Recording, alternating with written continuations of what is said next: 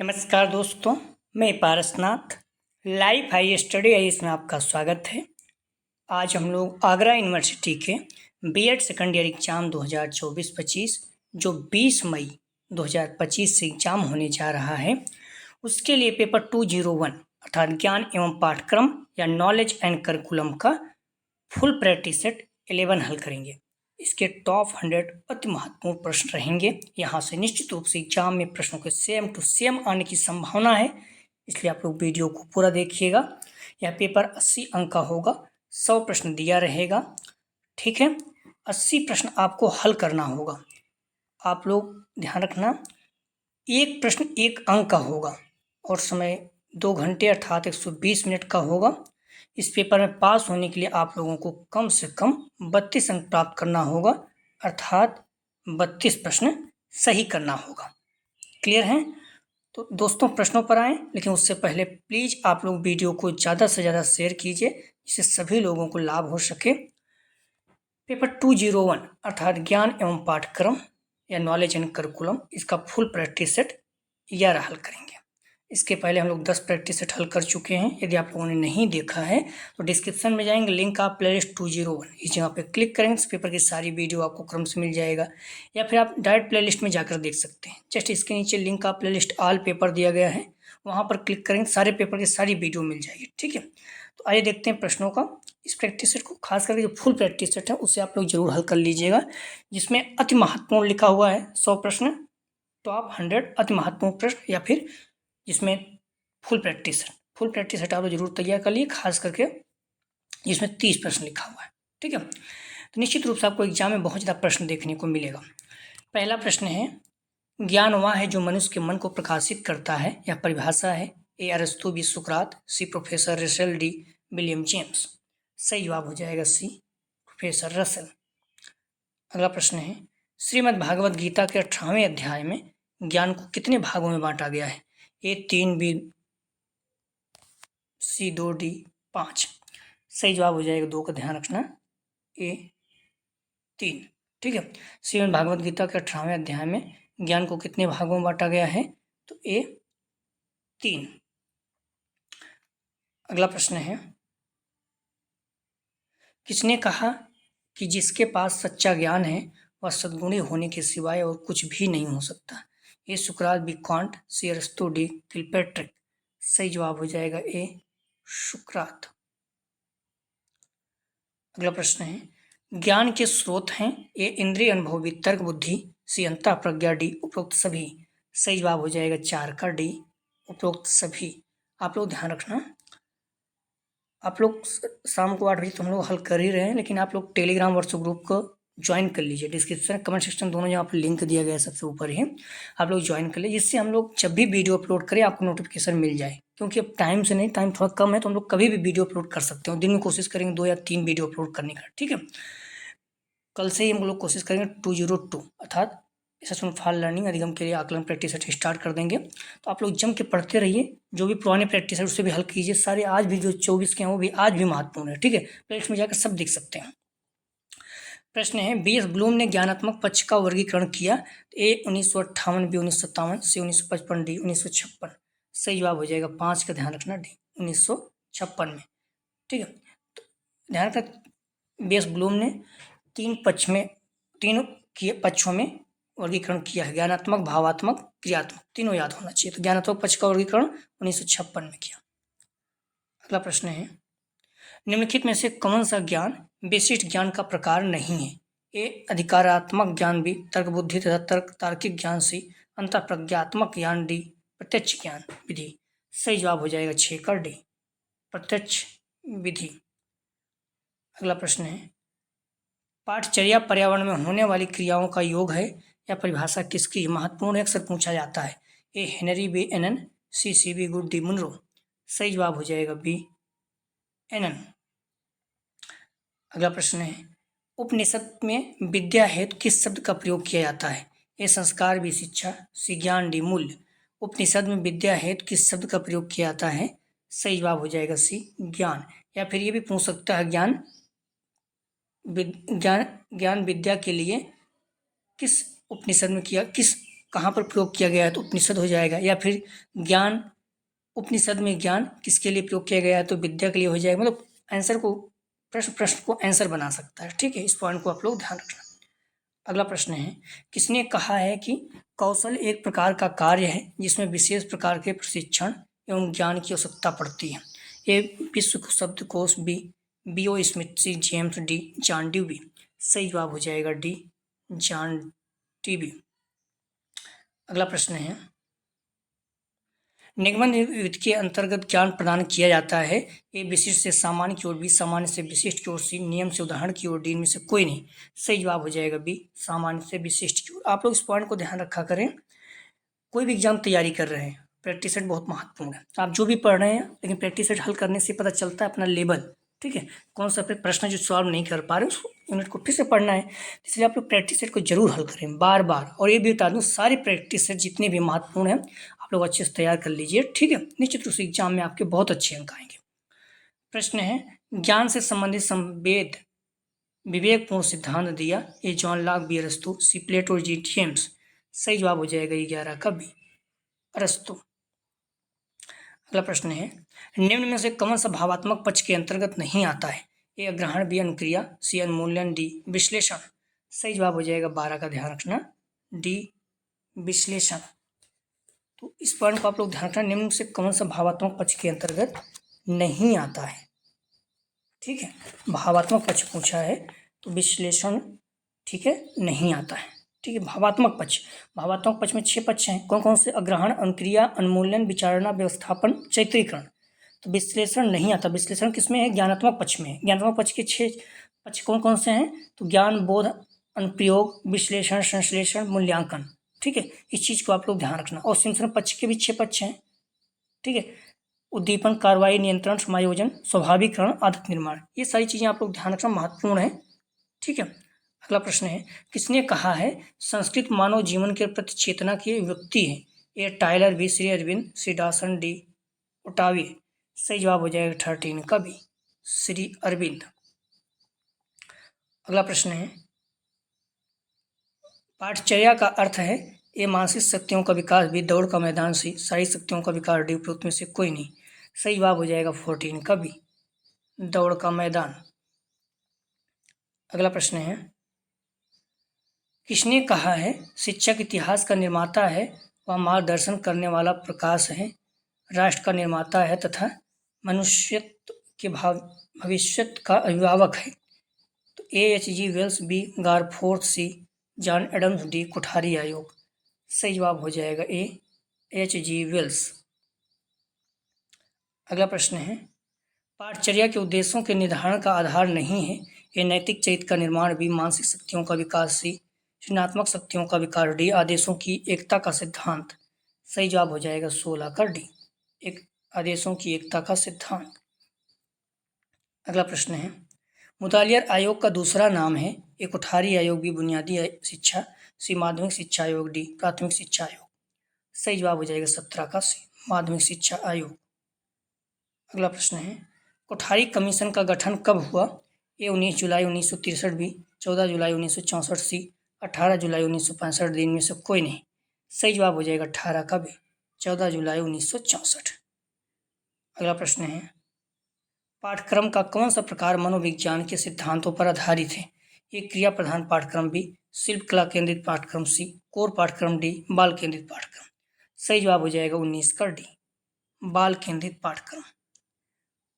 अगला प्रश्न है, पाठचर्या निर्माण के सिद्धांत हैं? ए एकता का सिद्धांत, बी व्यक्ति भिन्नता का सिद्धांत, सी औसतता का सिद्धांत, डी उपरोक्त सभी। सही जवाब हो जाएगा डी उपरोक्त सभी। प्लीज़ आप लोग वीडियो को लाइक और शेयर कीजिए। चैनल को सब्सक्राइब नहीं किए तो निवेदन है कि चैनल को सब्सक्राइब कीजिए, आपको निश्चित रूप से बहुत ज़्यादा बेनिफिट होगा। कॉलेज के ग्रुप पे जो भी फ्रेंड हैं आप वीडियो को शेयर कीजिए, सभी लोगों को लाभ हो सके। ठीक है, आपको भी पता है बच्चे कम है, ज़्यादातर क्यों प्राइमरी से हटा दिया है तो बच्चे थोड़ा वेट कम कर रहे हैं, लेकिन व्यू आता रहता है और मोटिवेशन मिलता है, तो इसलिए निवेदन है। और जो फर्स्ट ईयर के बच्चे हैं उन्हें भी चैनल के बारे में बताइए, जो 2024 के प्रैक्टिस सेट पढ़े हुए हैं, री क्यों चाहे ही क्यों ना हो, सारे महत्वपूर्ण हैं, आप लोग प्रैक्टिस सेट हल करते रहिए। ठीक है, पाठचर्या परिकल्पना के स्रोत हैं? ए समाज विज्ञान, सी शाश्वत एवं दैवीय स्रोत, डी उपरोक्त सभी। सही जवाब हो जाएगा 21 का डी उपरोक्त सभी। अगला प्रश्न है, निम्नलिखित में से कौन सा पाठचर्या का आधार नहीं है? ए दार्शनिक आधार, बी सांस्कृतिक आधार, सी आर्थिक आधार, डी सामाजिक आधार। सही जवाब हो जाएगा सी आर्थिक आधार। अगला प्रश्न है, संसाधन विकास मंत्रालय ने किस दिन एनसीईआरटी की कार्यकारिणी की बैठक को बुलाया था? ए 21 जून 2004, बी 14 जुलाई 2004, सी 15 अगस्त 2004, डी इनमें से कोई नहीं। सही जवाब हो जाएगा 23 का बी 14 जुलाई 2004। अगला प्रश्न है, आई के डेविज ने अपनी पुस्तक मैनेजिंग टीचिंग लर्निंग में वर्णन किया। ए अधिगम प्रबंधन, बी शिक्षण अधिगम प्रबंधन, सी कक्षा प्रबंधन, डी इनमें से कोई नहीं।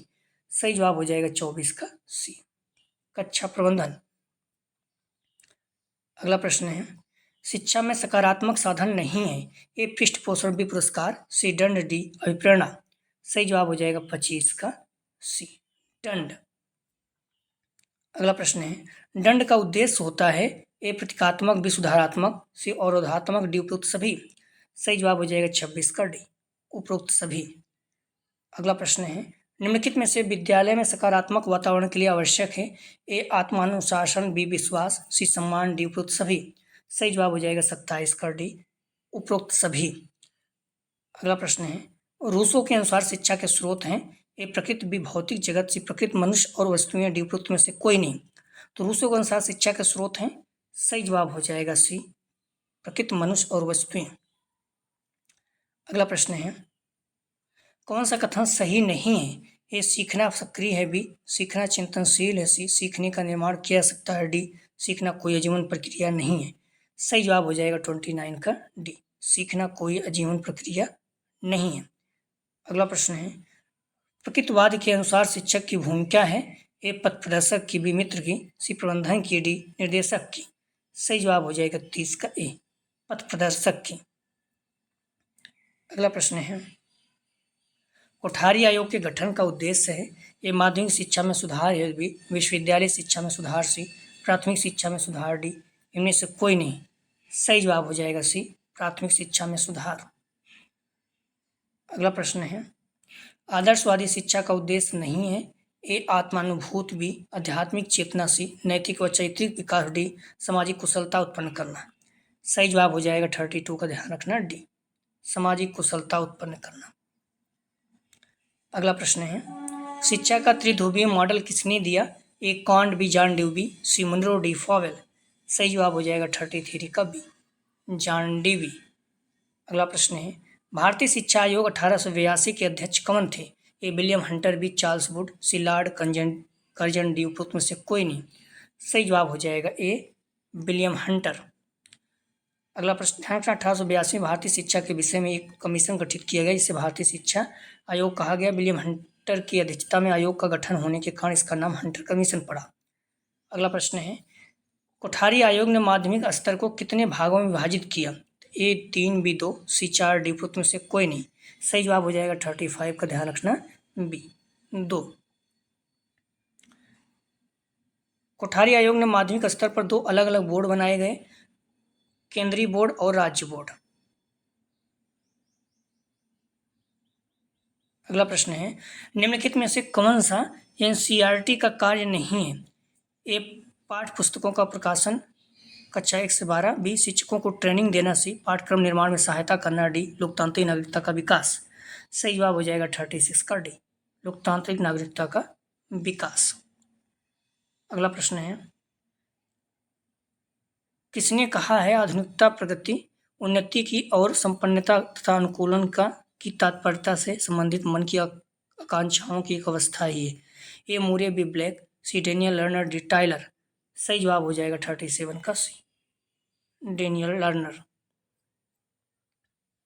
अगला प्रश्न है, निम्न में से कौन सी आधुनिकीकरण की विशेषता नहीं है? ये सामाजिक संरचना में परिवर्तन, भी अंतर्राष्ट्रीय सहयोग, शिक्षा का व्यापक प्रसार, डी संस्कृति का हस्तांतरण। सही जवाब हो जाएगा 38 का बी अंतर्राष्ट्रीय सहयोग। अगला प्रश्न है, पौध शिक्षा एक उदाहरण है। ए निरौपचारिक शिक्षा का, बी औपचारिक शिक्षा का, सी अनौपचारिक शिक्षा, डी उपरोक्त में से कोई नहीं। सही जवाब हो जाएगा ए निरौपचारिक शिक्षा का। अगला प्रश्न है, ध्यान रखना, पौढ़ शिक्षा, सतत शिक्षा, खुली शिक्षा और दूरस्थ शिक्षा ये सब निरौपचारिक शिक्षा के ही विभिन्न रूप हैं। पौढ़ शिक्षा वह शिक्षा है जो किसी व्यक्ति को औपचारिक शिक्षा प्रणाली के बाहर ज्ञान, कौशल और क्षमताओं को प्राप्त करने का अवसर प्रदान करती है। यह शिक्षा आमतौर पर उन व्यक्तियों के लिए होती है जो अपनी स्कूली शिक्षा पूरी नहीं कर पाए हैं या जो अपनी शिक्षा को आगे बढ़ाना चाहते हैं। अगला प्रश्न है, विद्यालय का केंद्र बिंदु होता है ए लिपिक, बी शिक्षक, सी प्रधानाचार्य, डी प्रबंधक। सही जवाब हो जाएगा 40 का सी, प्रधानाचार्य। अगला प्रश्न है, निम्न में से कौन सा शिक्षा के व्यवसायीकरण का कारण नहीं है? ए कुटीर उद्योगों को सुरक्षित रखने के लिए, बी स्वरोजगार की शक्तियों का विकास करने के लिए, सी आर्थिक विकास में तीव्रता लाने के लिए, डी शिक्षकों का प्रदर्शन करने के लिए।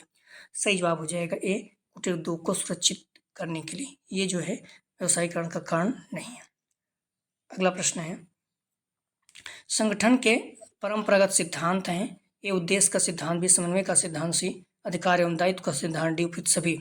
सही जवाब हो जाएगा डी उपयुक्त सभी। अगला प्रश्न है, निम्न में से कौन सा प्रशासन का प्रकार नहीं है? ए निर्देशात्मक प्रशासन, बी प्रजातांत्रिक प्रशासन, सी प्राधिकृत प्रशासन, डी निरंकुश प्रशासन। सही जवाब हो जाएगा 43 का, ध्यान रखना ए निर्देशात्मक प्रशासन। अगला प्रश्न है, पाठ्यक्रम का महत्वपूर्ण कारक इसे प्राप्त करने में मदद करता है ए शिक्षा, बी मूल्य, सी उद्देश्य, डी काम। सही जवाब हो जाएगा 44 का, ध्यान रखना सी उद्देश्य। अगला प्रश्न है, संगठनात्मक वातावरण के निर्धारक तत्व हैं ए संगठनात्मक नीतियां, बी प्रबंधन मूल्य, सी नेतृत्व शैली, डी उपरोक्त सभी।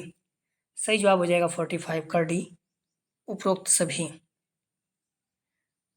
अगला प्रश्न है, किसने कहा है संगठन एक सामाजिक समूह है जिसको समूह के कुछ निश्चित लक्ष्यों को प्राप्त करने के लिए सोच समझकर गठित किया जाता है? सही जवाब हो जाएगा 46 का, बी लूथर गुलिक। अगला प्रश्न है, संस्कृत की दृष्टि से शिक्षा के प्रमुख कार्य हैं ए संस्कृत की सुरक्षा करना, बी संस्कृत का संरक्षण करना, सी संस्कृत का विकास करना, डी उपरोक्त सभी। सही जवाब हो जाएगा डी उपरोक्त सभी। अगला प्रश्न है, अनुभववादी सिद्धांत के जन्मदाता हैं ए प्लेटो, बी जॉन लॉक, सी अरस्तु, डी कांट। सही जवाब हो जाएगा बी जॉन लॉक। अगला प्रश्न, ध्यान रखना, जॉन लॉक का अनुभव का सिद्धांत अनुभववादी मौलिक अनुभव की मूल भूमिका पर बल देता है। ज्ञान मीमांसा में एक मत के रूप इसके अनुसार दुनिया का सारा ज्ञान अनुभव पर आधारित है। यह दृष्टिकोण 17वीं शताब्दी में जॉन लॉक द्वारा दिया गया है। अगला प्रश्न है, ज्ञान मीमांसा का संबंध है ए दर्शन, बी मनोविज्ञान, सी तर्कशास्त्र, डी मूल्य। सही जवाब हो जाएगा 49 का, ए दर्शन। अगला प्रश्न है, शिक्षण के स्तर हैं ए स्मृति स्तर, बी अवबोध स्तर, सी चिंतन स्तर, डी उपरोक्त सभी। सही जवाब हो जाएगा डी उपरोक्त सभी। आप लोग डिस्क्रिप्शन में जाएंगे तो लिंक आप प्लेस 201 इस जगह पे क्लिक करेंगे, इस पेपर की सारी वीडियो आपको क्रम से मिल जाएगी। अगला प्रश्न है, न्याय दर्शन के अनुसार मूल तत्व कितने हैं? ए 1, बी 2, सी 3, डी अनेक। सही जवाब हो जाएगा 51 का, भी 2। न्याय दर्शन के अनुसार मूल तत्व 2 हैं, आत्मा और पदार्थ। अगला प्रश्न है, हमारे देश में शिक्षा के उद्देश्यों को बल प्रदान करते हैं ए वैयक्तिक उद्देश्य, बी सामाजिक उद्देश्य, सी वैयक्तिक एवं सामाजिक, डी आर्थिक उद्देश्य। सही जवाब हो जाएगा 52 का, वैयक्तिक एवं सामाजिक। अगला प्रश्न है, किसने कहा पदार्थों के यथार्थ स्वरूप का ज्ञान ही दर्शन है? ए गांधी जी, बी रसेल, सी प्लेटो, डी कॉम्टे। सही जवाब हो जाएगा 53 का, सी प्लेटो। अगला प्रश्न है, निम्न में से कौन सा कथन असत्य है? ए प्रोजेक्ट विधि प्रयोजनवादी, बी इंद्रियों द्वारा सीखना प्रकृतिवादी, सी निरीक्षण पद्धति यथार्थवादी, डी करके सीखना आदर्शवादी। सही जवाब हो जाएगा 54 का, डी करके सीखना आदर्शवादी। ये गलत है, बाकी तीनों सही है, डी इसका सही जवाब है। करके सीखना वास्तव में प्रयोगवादी शिक्षण पद्धति का हिस्सा है जिसका प्रमुख प्रस्तावक जॉन ड्यूवी थे। आदर्शवादी शिक्षण पद्धति में समानता, सैद्धांतिक और मानसिक विकास पर ध्यान दिया जाता है। अगला प्रश्न है, शंकराचार्य के अनुसार मूल तत्व कितने हैं? सही जवाब हो जाएगा 55 का, ए 1 है। शंकराचार्य के अनुसार केवल एक मूल तत्व इसे ब्रह्म कहा जाता है। वेदांत दर्शन के अद्वैत मत की प्रेरणा शंकराचार्य ने माना कि ब्रह्म ही सत्य, शाश्वत और सर्वव्यापी है। यह ब्रह्म ही सभी जीवों आत्मा का सार है और यह माया ब्रह्म का से ढका हुआ है। अगला प्रश्न है, त्रिभाषा सूत्र प्रस्तुत किया गया, ए 1952, बी 1958, सी 1968, डी 1967। ध्यान रखना, त्रिभाषा सूत्र प्रस्तुत किया गया तो 56 का आप लोग ध्यान रखना 1956 रहेगा, ठीक है। त्रिभाषा सूत्र का प्रस्तुत किया गया 1956 में, लेकिन स्वीकार कब किया गया है? 1968 में। तो यहाँ पर रहना चाहिए स्वीकार, लेकिन त्रिभाषा सूत्र का प्रस्तुत किया गया 1956 है नहीं, तो सकता हो प्रश्नों को गलत किया हो, तो 1968 ही आप मान के चलिए, ठीक है। त्रिभाषा सूत्र कब प्रस्तुत किया गया? तो 1956 में प्रस्तुत किया गया, 1968 में स्वीकार किया गया। इसमें 1956 है नहीं, तो ये मान चलता हूँ त्रिभाषा सूत्र कब स्वीकार किया गया पूछा है, ठीक है। तो सी 1968, कहीं आपको 1968 मिल भी जाएगा, लेकिन ये गलत है। भाषा समस्या के समाधान के लिए 1956 में केंद्रीय शिक्षा सलाहकार बोर्ड ने त्रिभाषा सूत्र का प्रतिपादन किया। भारत सरकार ने मंडल द्वारा निर्मित त्रिभाषा सूत्र को 1968 में स्वीकार किया था। अगला प्रश्न है, विद्यालय वातावरण के प्रकार हैं, ए मुक्त वातावरण, बी स्वायत्तपूर्ण वातावरण, सी बंद वातावरण, डी उपरोक्त सभी। सही जवाब हो जाएगा 57 का डी, उपरोक्त सभी। अगला प्रश्न है, एनसीएफ का पूरा नाम है, ए राष्ट्रीय पाठचर्या की रूपरेखा, बी राष्ट्रीय पाठ्यक्रम की रूपरेखा, सी राष्ट्रीय पाठ्य पुस्तक की रूपरेखा, डी इनमें से कोई नहीं। सही जवाब हो जाएगा 58 का, ध्यान रखना, ए राष्ट्रीय पाठचर्या की रूपरेखा। अगला प्रश्न है, एनसीएफ 2005 की पाठचर्या को तैयार करने के लिए कितने ग्रुप बनाए गए? ए 20, बी 21, सी 22, डी 24। सही जवाब हो जाएगा 59 का बी, 21। अगला प्रश्न है, राष्ट्रीय शिक्षा नीति 1968 द्वारा किस शिक्षा संरचना की घोषणा की गई? तो ए 8+4+3, बी 10+3+3, सी 10+2+3। सही जवाब हो जाएगा 60 का सी, 10+2+3। अगला प्रश्न है, राष्ट्रीय संचालन समिति का गठन किसने किया? ए एनसीईआरटी, बी एससीईआरटी, सी यूजीसी, डी एनसीएफ। सही जवाब हो जाएगा ए एनसीईआरटी। राष्ट्रीय संचालन समिति का गठन एनसीईआरटी द्वारा किया गया। इसमें एनसीईआरटी के 10 सदस्यों सहित 35 सदस्य होते हैं। अगला प्रश्न है, कौन सा राष्ट्रीय पाठ्यक्रम संरचना 2005 का सिद्धांत नहीं है? ए एकता का सिद्धांत, बी रुचि का सिद्धांत, सी मानवता का सिद्धांत, डी वैज्ञानिक दृष्टिकोण का सिद्धांत। सही जवाब हो जाएगा 62 का सी, मानवता का सिद्धांत। अगला प्रश्न है, किसने कहा है कि नेतृत्व व्यक्तियों के समूह को निश्चित दिशा में ले जाने का साधन है? A Peter Drucker, b Martin M Broadwell, c Stockdale, d इनमें से कोई नहीं। सही जवाब हो जाएगा 63 का, ध्यान रखना 63 का सही जवाब है बी मार्टिन एम ब्रॉडवेल। अगला प्रश्न है, निम्नलिखित में से कौन सा नेतृत्व का प्रकार नहीं है? ए जनतंत्रीय नेतृत्व, बी संस्थात्मक नेतृत्व, सी लोकप्रिय नेतृत्व, डी क्रियात्मक नेतृत्व। सही जवाब हो जाएगा 64 का सी, लोकप्रिय नेतृत्व। अगला प्रश्न है, निम्नलिखित में से कौन सा नेतृत्व का गुण नहीं है? ए उद्देश्य एवं निर्देशन का भावना, बी मैत्री भाव एवं स्नेह, सी वाक्पटुता का भाव, डी बौद्धिक ज्ञान। सही जवाब हो जाएगा 65 का, ध्यान रखना सी वाक्पटुता का अभाव। अगला प्रश्न है, नेतृत्व के सिद्धांत हैं, ए क्रियाशील संबंधों का सिद्धांत, बी प्रेरणा का सिद्धांत, सी प्रक्रिया सिद्धांत, डी उपरोक्त सभी। सही जवाब हो जाएगा 66 का, ध्यान रखना डी उपरोक्त सभी। अगला प्रश्न है, निम्नलिखित में से कौन सा नेतृत्व का मनोवैज्ञानिक गुण नहीं है? ये सहकारिता, बी चतुर, सी उत्तम स्वास्थ्य, डी उत्साह, साहस और लगन। सही जवाब हो जाएगा 67 का सी, उत्तम स्वास्थ्य। अगला प्रश्न है, निम्नलिखित में से किसने कुशल नेतृत्व के गुणों को 3 भागों में विभाजित किया? ए पीटरसन और Plowman, b Irwin H Satchell, c Henry Fayol, d Alfred Sloan. सही जवाब हो जाएगा 68 का सी, हेनरी फ्यूल। अगला प्रश्न है, जॉर्ज आर टैरी ने नेतृत्व का कितने भागों में वर्गीकरण किया? सही जवाब हो जाएगा 69 का डी, 3। अगला प्रश्न है, नेतृत्व को किस प्रकार परिभाषित किया जा सकता है? ये व्यक्तिगत गुण, भी व्यवहारिक कौशल, सी प्रभावित करने की कला, डी उपरोक्त सभी। सही जवाब हो जाएगा 70 का डी, उपरोक्त सभी। अगला प्रश्न है, अनुशासन का अर्थ है ए सीखना, भी नियमों की सीमाओं को काम करना, सी आज्ञा का पालन कर, आज्ञा पालन, डी उपरोक्त सभी। तो अनुशासन का अर्थ है सीखना, नियमों में की सीमाओं में काम करना, आज्ञा पालन करना। सही जवाब हो जाएगा, ध्यान रखना, डी उपरोक्त सभी, तीनों है। अगला प्रश्न है, किसने कहा है नैतिकता अनिवार्य रूप से समाज में से संबंधित है, परंतु प्राकृतिक परिणाम का अनुभव दूरदर्शिता की प्रवृत्ति स्वार्थ तक ही ले जाती है, सच्ची नैतिकता की ओर नहीं। सही जवाब हो जाएगा ए, टीपी नन।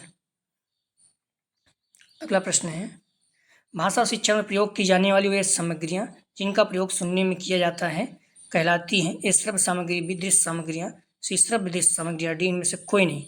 सही जवाब हो जाएगा 73 का ए, श्रव्य सामग्रियां। अगला प्रश्न है, अनुभव की 3 क्रियाएं कौन सी हैं? ए ज्ञान अनुभूत क्रिया, बी ज्ञान क्रिया अभिव्यक्ति, सी अनुभूत अभिव्यक्ति ज्ञान, डी इनमें से कोई नहीं। सही जवाब हो जाएगा ए, ज्ञान अनुभूत क्रिया। अगला प्रश्न है, पाठचर्या नहीं होनी चाहिए, ये सुनियोजित भी कठोर से अनुभवों पर आधारित, डी लचीली। सही जवाब हो जाएगा 75 का, ध्यान रखना, बी कठोर। अगला प्रश्न है, एनजीओ से तात्पर्य है? तो ये राष्ट्रीय सरकारी संगठन, भी प्राकृतिक सरकारी संगठन, सी गैर सरकारी संगठन, डी इनमें से कोई नहीं। तो एनजीओ का तात्पर्य मतलब एनजीओ का अर्थ है, सही जवाब हो जाएगा सी, गैर सरकारी संगठन, नॉन गवर्नमेंटल ऑर्गेनाइजेशन। अगला प्रश्न है, टेक्सोनॉमी किन सिद्धांतों पर आधारित है? ये शैक्षिक सिद्धांत, भी तार्किक सिद्धांत, मनोवैज्ञानिक सिद्धांत, डी उपरोक्त सभी। सही जवाब हो जाएगा डी उपरोक्त सभी। अगला प्रश्न है, गांधी जी की शिक्षा के तात्कालिक उद्देश्य हैं? ए जीविकोपार्जन का उद्देश्य, भी सांस्कृतिक उद्देश्य, मुक्ति का उद्देश्य, डी उपयुक्त सभी।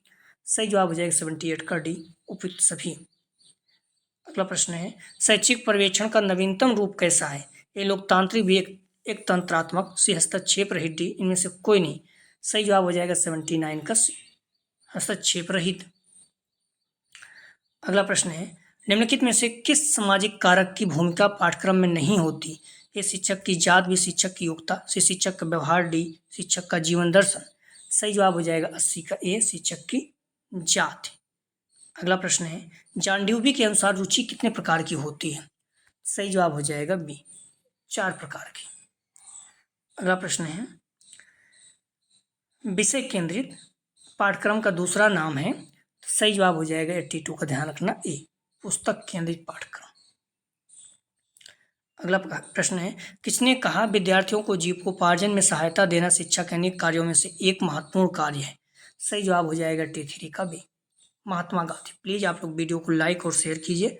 कॉलेज ग्रुप जो भी फ्रेंड आपके बीएड कर रहे हैं सभी को शेयर कीजिए। चैनल को सब्सक्राइब नहीं किए तो चैनल को सब्सक्राइब कीजिए।